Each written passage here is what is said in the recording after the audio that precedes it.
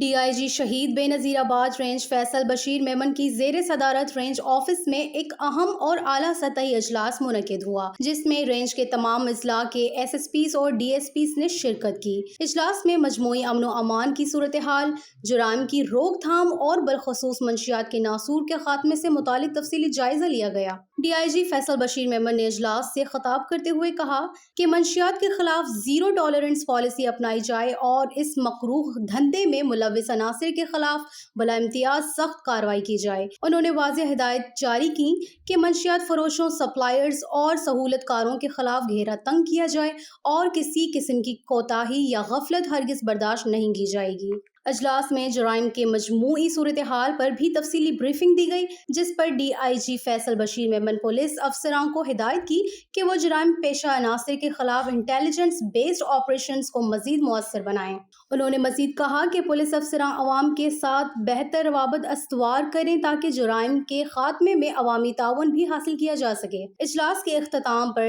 D I G Faisal Bashir Memon نے تمام S Ps کو ہدایت کی کہ وہ اپنے اپنے اضلاع میں جرائم کے خاتمے بالخصوص منشیات کے خلاف جاری مہم کو مزید تیز کریں اور اس حوالے سے کارکردگی کو یقینی بنائیں۔